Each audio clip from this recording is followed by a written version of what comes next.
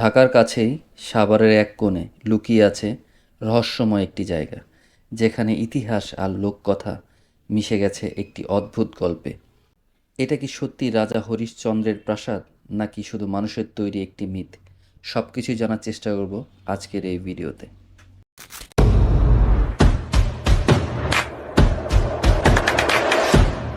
আমি এখন যেই মোড়টার মধ্যে আছি এটা হচ্ছে ৪ রাস্তা মোড়। এই পাশটা হলো অন্ধ মার্কেট, চৌরঙ্গি বাস স্ট্যান্ড থেকে যারা আসবেন একটু সামনে আসলে হাতের ডান দিয়ে ঢুকে যাচ্ছে এই রোডটা। এটা হচ্ছে ইমানদীপুর রোড। এখানে আমি আপনাদেরকে আজকে দেখাবো ডুবে যাওয়া সাভারের একটি রাজার বাড়ি। তো এটা নিয়ে আসলে ইউটিউবে তেমন কোনো ভিডিও নাই, চিন্তা করলাম আপনাদের সাথে একটু শেয়ার করি। আর ফাইনালি আমরা চলে আসছি সেই রাজার বাড়ি, যেটা আজকে আপনাদেরকে দেখাবো। দেখেন লেখা আছে সংরক্ষিত পুরাকীর্তি রাজা হরিশ্চন্দ্র প্রসাদের প্রত্নতত্ত্ব অধিদপ্তর। এই জায়গাটা আমরা চলে আসছি। এই প্লেসটা আজকে আপনাদেরকে একটু ঘুরে দেখাবো।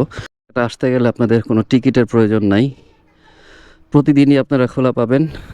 আর এই জায়গাটায় ছোটকাল থেকে আমাদের অনেক স্মৃতি আছে, যেহেতু আমরা সাভারের। যারা সাভারের আশেপাশে আছেন তাদের জন্য এটা একটা বেস্ট প্লেস হইতে পারে একদিনে ঘোরার জন্য বা ফটোশ্যুটের জন্য। দেখেন আমরা এখন আছি রাজার বাড়ির একেবারে টপে।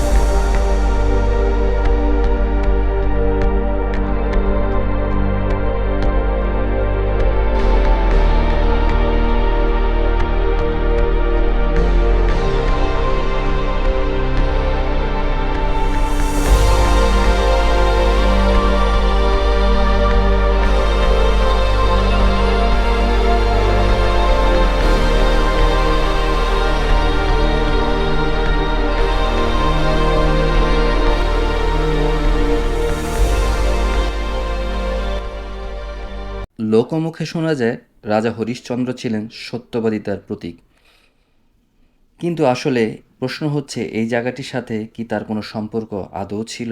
গবেষকরা বলেন এই জায়গাটি আসলে অনেক পুরনো, সম্ভবত সপ্তম বা ১২শ শতাব্দীর কোনো প্রাচীন বসতি বা রাজকীয় স্থাপনা ছিল এটি, এবং এটা হতে পারে প্রাচীনতম অঞ্চলের একটি অংশ।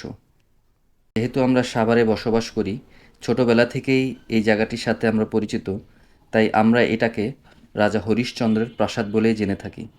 অনেক গবেষকদের কাছ থেকে এবং এখানকার অনেক স্থানীয় মুরব্বীদের কাছ থেকে জানা গিয়েছে এটি আসলে প্রাচীন কোনো হিন্দু বা বৌদ্ধ শাসকের স্থাপনা ছিল, যেটি পরে হরিশ্চন্দ্রের নামে প্রচলিত হয়েছে। ছোটবেলা থেকে শুনে এসেছি এটা রাজা হরিশ্চন্দ্রের বাড়ি।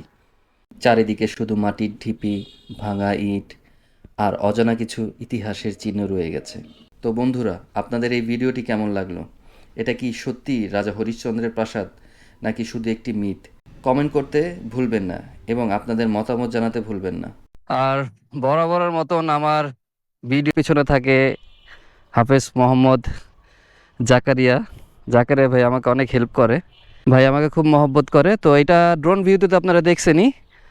আর ছোট করে বলতে গেলে বিনা টিকিটে একটি সাভারের ছোট জায়গা, যেখানে আপনারা আপনাদের পরিবার নিয়ে আসতে পারবেন, ঘুরতে পারবেন, এরকম একটা প্লেস। তবে বিকালবেলা হইলে এই জায়গাগুলোতে দেখা যায় বাচ্চারা খেলাধুলা করে, এবং এই পাশ দিয়ে অনেকেই ফ্যামিলি সহ আসে, বসে থাকে, ছবি তুলে। যারা সাভারকে নিয়ে একদিনে একটি ট্যুর প্ল্যান করতে যাচ্ছেন, আমার মনে হয় এই জায়গাটা আপনাদের জন্য ছোট্ট একটি অপশন হয়ে যেতে পারে। আসলেন, ঘুরলেন, বাংলাদেশের ঐতিহ্য হরিশ্চন্দ্রের একটি রাজার বাড়ি এটা, যেটা বিলুপ্ত না, কিন্তু এটাকে ঠিক মতন এখনও প্রপারভাবে আসলে রক্ষণাবেক্ষণ করা হয় না, এটা এইভাবেই আছে। এটা এখানকার যারা মানুষ আছে তাদের বসা, চলাফেরা এবং রেস্ট নেওয়ার জন্য একটি সুন্দর জায়গা। তো আপনার একটি সুন্দর জায়গা হয়ে যেতে পারে। সো আজকের ভিডিওটা এখানে শেষ করে দেবো। ভিডিওটা ভালো লাগলে like comment share and subscribe করবেন, কারণ আপনাদের ভালোবাসা এগিয়ে যাবে আমার এই ছোটো চ্যানেলটি। ভালো থাকবেন। আসসালামু আলাইকুম।